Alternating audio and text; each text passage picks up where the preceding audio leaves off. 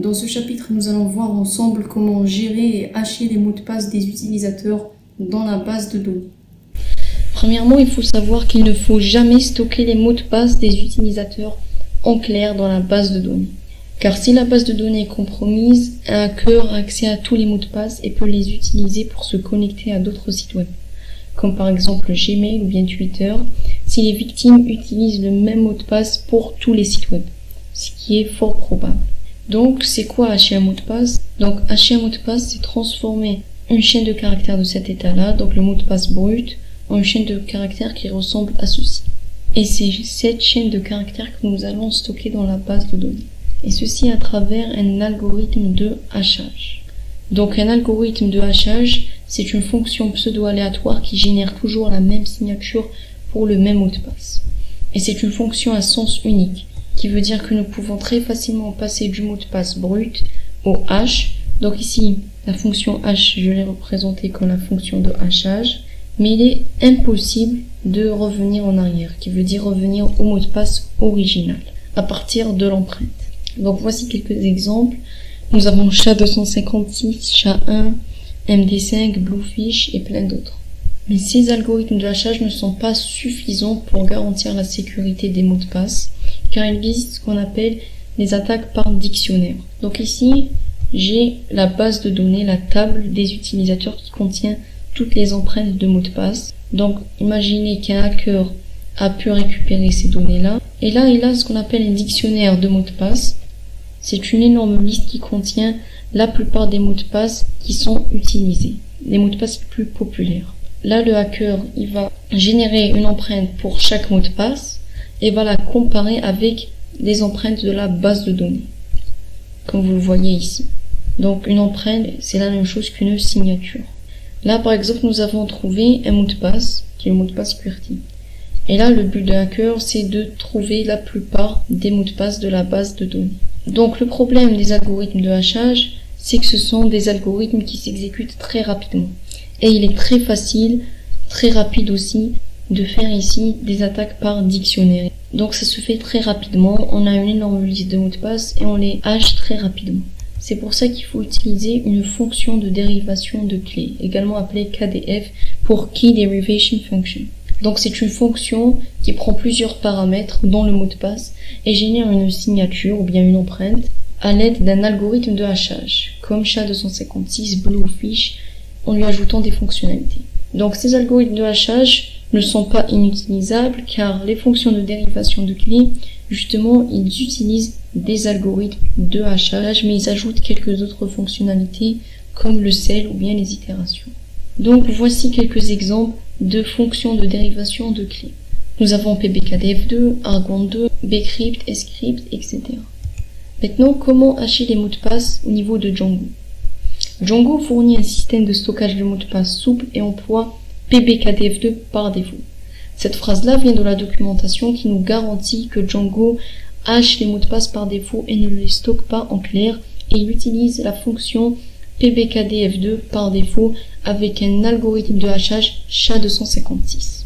Mais nous pouvons également utiliser d'autres fonctions telles que Argon2 ou bien Bcrypt, et pour information, Argon2 est le gagnant du concours de hachage de mots de passe 2015. Donc voici toute la liste des fonctions intégrées au niveau de Django.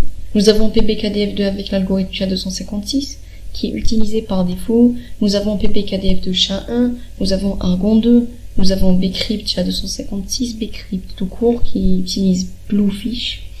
Nous avons SHA-1, nous avons MD5, nous avons Unsalted SHA-1 qui veut dire SHA-1 sans le cell, Unsalted MD5, MD5 sans le cell et Crypt. Donc ici pour SHA-1 et MD5, je ne vous conseille pas de les utiliser. Je vous conseille plutôt d'utiliser PBKDF2, Argon2, Bcrypt et Scrypt. Ce sont les plus populaires. Donc là nous allons nous intéresser à PBKDF2, ou bien Password Based Key Derivation Function 2, car c'est la fonction que Django utilise par défaut. Donc voici les paramètres de cette fonction. On a ici PRF pour Pseudo Random Function, c'est la fonction pseudo-aléatoire qui génère une chaîne de caractères hachés, comme SHA-256 qui est également utilisé par défaut au niveau de Django. Secret, c'est le mot de passe à hacher, c'est la clé secrète que nous voulons hacher. Salt, c'est justement le sel. Donc c'est une chaîne de caractères ajoutée au mot de passe brut avant le hachage. Donc le sel permet d'éviter les collisions. Donc les collisions, par exemple, si deux utilisateurs utilisent le même mot de passe, ce qui est très fréquent, ceci va éviter d'obtenir les mêmes empreintes.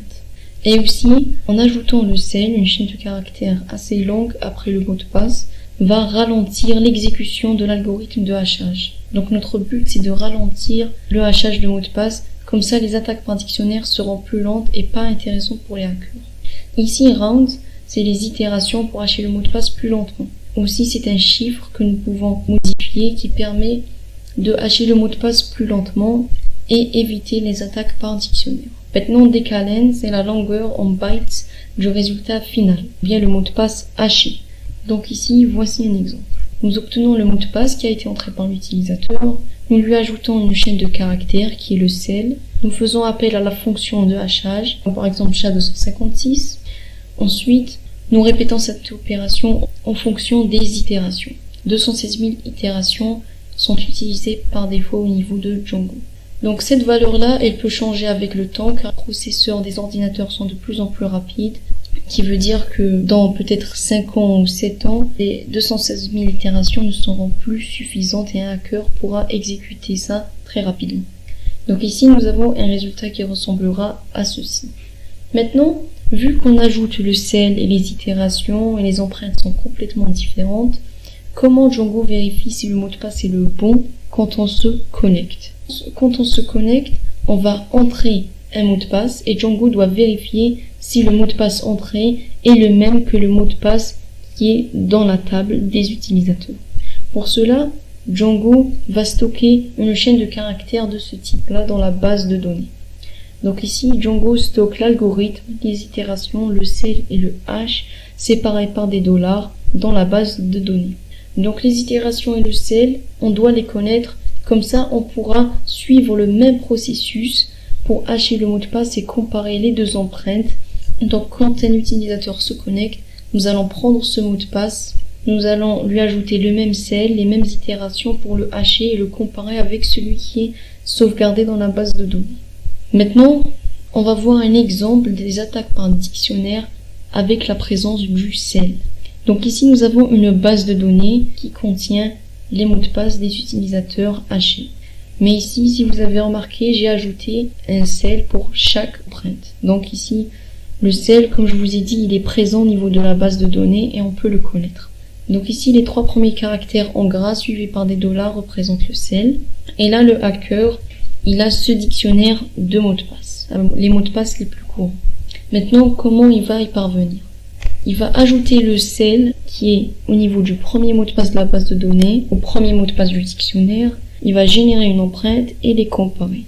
Ensuite, il doit changer le sel, le faire correspondre au deuxième qui est dans la base de données, générer une nouvelle empreinte et les comparer de nouveau.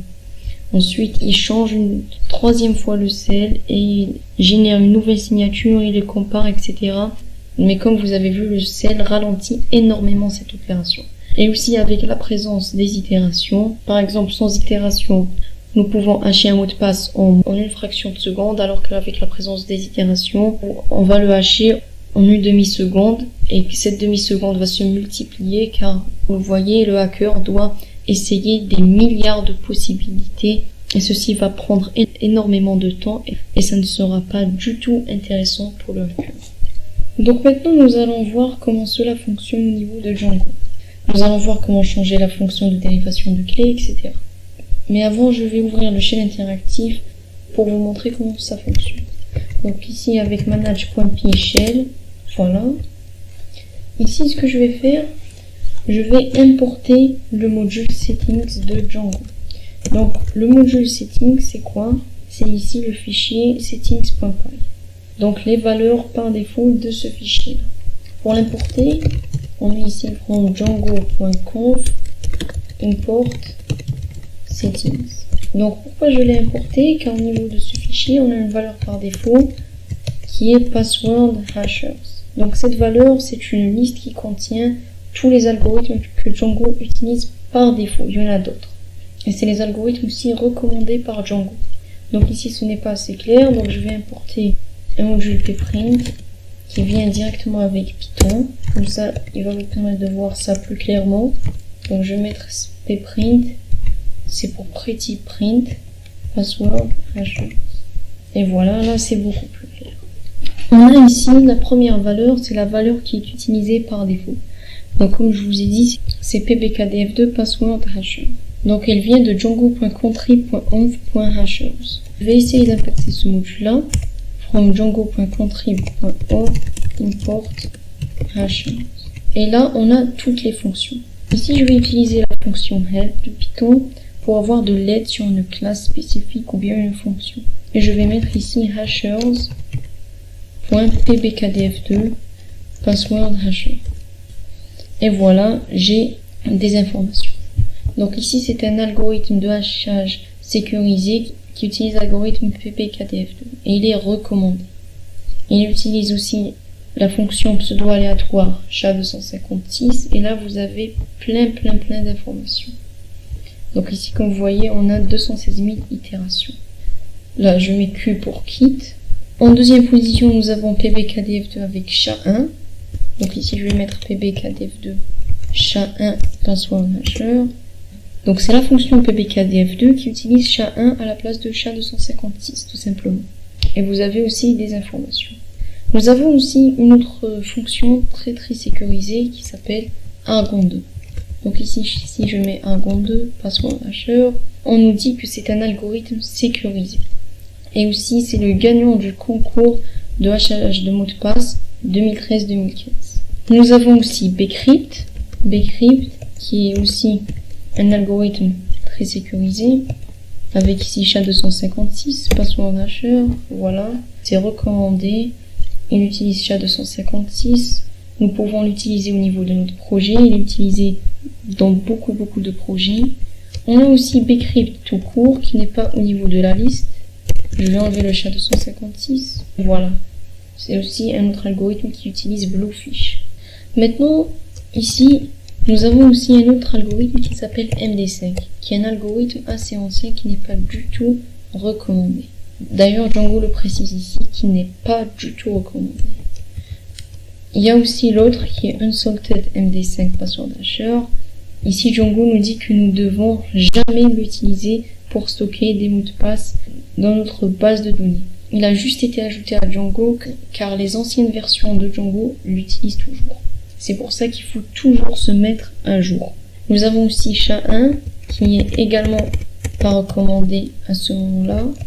Voilà, ce n'est pas recommandé aussi. Il y a aussi Unsalted SHA-1 que nous devons jamais utiliser comme Django le précise, etc. Je vous laisse découvrir tous les autres algorithmes. Maintenant, au niveau du module hashers, nous avons une autre fonction qui s'appelle makePassword. Ce n'est pas une fonction de dérivation de clés, mais c'est une fonction qui a été créée par Django qui prend la valeur par défaut qui a été entrée dans la variable password hashers et va l'utiliser pour hacher le mot de passe. Donc ici, je vais vous le prouver. Par exemple, ici, je vais mettre un mot de passe secret. Et voilà, on a un résultat. Donc comme vous le voyez ici, on a l'algorithme par défaut, pbkdf2 SHA-256, ensuite le signe $, le nombre d'itérations, 216 000 itérations, suivi par un $. Ensuite, nous avons le cell qui a été généré aléatoirement. Donc, pour information, le cell est généré aléatoirement pour chaque mot de passe. C'est plus sécurisé comme ça. Ensuite, nous avons un autre $ suivi de l'empreinte, le résultat final. Maintenant, je vais vous montrer comment Django ici vérifie si le mot de passe est le bon quand on se connecte. Imaginez que c'est cette chaîne de caractères qui a été stockée dans la base de données d'un certain utilisateur. Là, quand il va se connecter, Django va prendre le mot de passe en question, il va essayer de le hacher ici, et il va prendre le mot de passe, par exemple celui qui veut se connecter, il a tapé le bon mot de passe qui est secret, et là, il va essayer de comparer les deux empreintes. Mais là, le problème, c'est que l'empreinte n'est plus la même comme vous le voyez. Ici, il se termine par 7U et ici par Y0. Donc pourquoi c'est pas la même? Comme je vous ai dit, le cell change pour chaque mot de passe. Ici, voici le cell du premier mot de passe, voici le cell du deuxième mot de passe. Ici, Si je fais une troisième fois, on a quelque chose de complètement différent. Donc ici, nous devons ajouter le même sel pour avoir la même empreinte.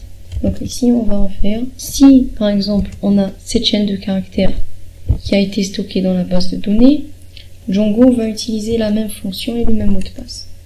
Sauf qu'ici, il va prendre le sel qui est dans la base de données. Entre les $2 ici, il est présent. On a ici un attribut qui est l'attribut salt. Et là, nous pouvons entrer la valeur du sel.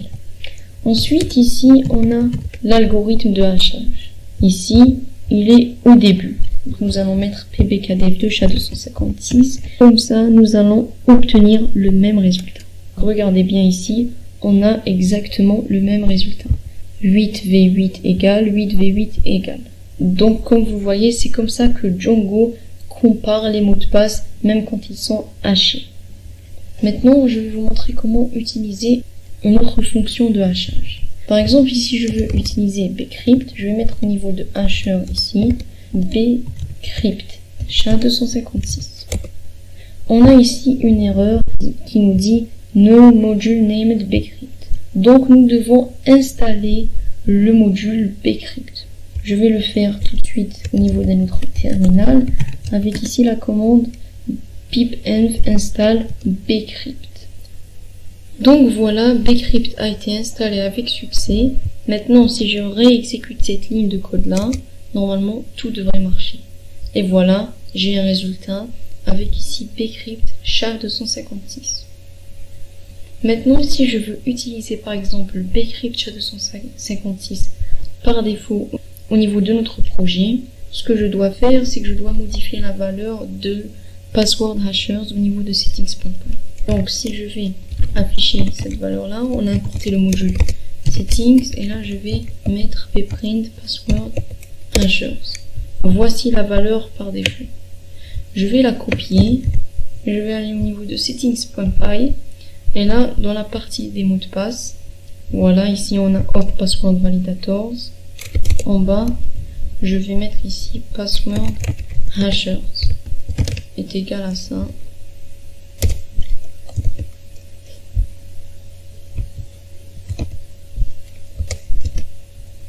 Maintenant, je veux changer l'ordre. Je vais mettre par exemple bcrypt au début. Normalement, ça devrait fonctionner. Maintenant, si je vais démarrer le serveur, voilà, le serveur a démarré. Maintenant, si je vais par exemple ici me déconnecter, pour créer un nouvel utilisateur, on devrait utiliser bcrypt SHA-256 pour cet utilisateur. Je vais mettre ici sign up, et là je vais l'appeler bcrypt, et je vais mettre sign up. Et là ici normalement, si je vais au niveau de l'interface d'administration, pour aller au niveau de user, je vais me connecter. Là on a un nouvel utilisateur qui s'appelle bcrypt qui a été créé. Là pour le mot de passe, l'algorithme c'est bien bcrypt SHA-256. Et voilà, ici comme vous le voyez au niveau de l'interface d'administration, on ne peut pas voir tout le hash. Ça c'est une sécurité qui a été ajoutée par Django qui interdit les administrateurs de voir même les hashes. Donc si on veut les voir, il faut aller au niveau de la base de données. Donc ici je vais sortir du shell interactif et je vais ouvrir PSQL. Si vous vous rappelez, on a créé une base de données PostgreSQL qui s'appelle myblog. Donc je vais me connecter avec l'anti/c myblog. Si vous utilisez MySQL, vous allez mettre ici use. Voilà, on est connecté à myblog. Là, pour lister toutes les tables au niveau de PostgreSQL, c'est anti/dt. Si vous êtes sur MySQL, ça va être ici show tables. Voilà. Et là, je vais mettre select all from auth user. C'est la même commande, c'est du code SQL. Donc voici la table que nous voulons lister. Et voilà. Maintenant, normalement, voici le hash complet. Je vais quitter ça. Je vais le coller. Donc voici le hash qui a été généré pour le mot de passe que j'ai utilisé. On a ici bcrypt SHA-256 avec toutes les informations comme par exemple les itérations, le sel, etc. Maintenant, si je veux utiliser par exemple Argon 2, je peux le faire, c'est très simple.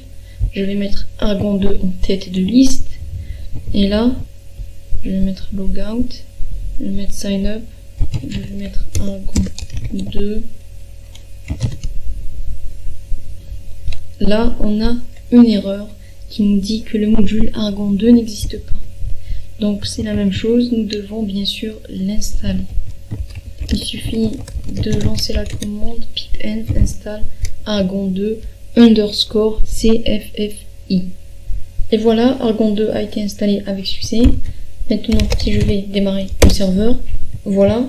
Maintenant, je peux envoyer les mêmes informations. Je vais mettre send. Et voilà. Maintenant, au niveau de l'interface d'administration, je vais lister tous les utilisateurs.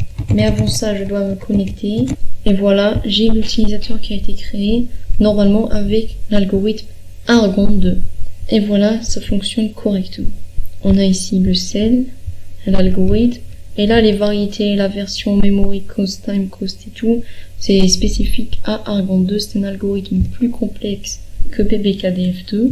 Maintenant, si je vais également au niveau de la base de données, je vais me connecter à la base de données MyBlog, je vais mettre select all from all user, voici le résultat.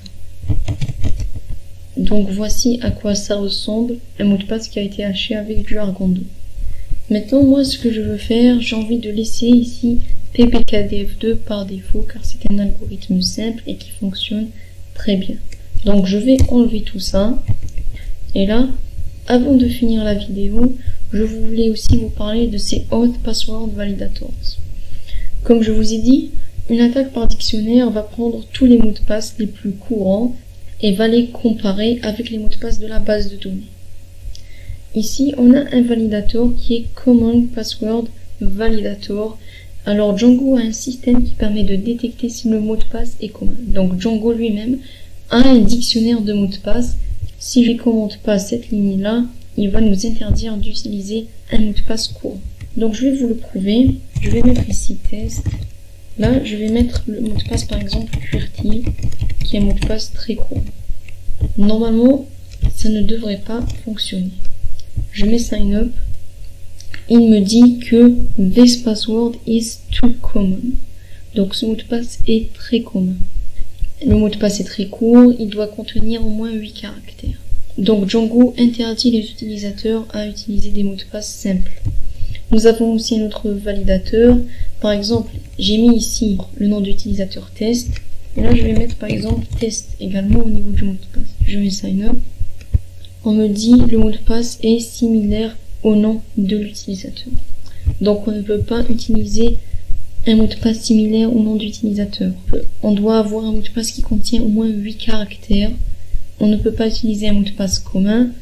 Et on ne peut pas utiliser un mot de passe entièrement numérique. Si je mets 1, 2, 3, 1, 2, 3, sign up, voilà, le mot de passe est entièrement numérique. Donc ce sont des sécurités qui permettent de se défendre des attaques par dictionnaire. Mais ici, je ne vous ai pas parlé des attaques par force brute, qui en fait, au lieu d'avoir un dictionnaire des mots de passe les plus courants, ça va être une énorme liste de toutes les combinaisons, par exemple, que nous pouvons avoir avec des lettres, des chiffres et des caractères spéciaux de 8 caractères. On va générer toutes les possibilités, par exemple. Ceci prend beaucoup plus de temps. Mais comme vous avez vu avec le cell et les itérations, c'est quasiment impossible, c'est très long. Donc voilà, dans cette vidéo, nous avons compris comment hacher un mot de passe, comment fonctionne le hachage des mots de passe, car je pense qu'il est très important, surtout au niveau du développement web, de connaître qu'il ne faut pas stocker les mots de passe en clair, qu'il ne faut pas utiliser par exemple telle ou telle fonction et tout, il faut toujours se mettre à jour. Et moi je vous dis à la prochaine pour le prochain chapitre.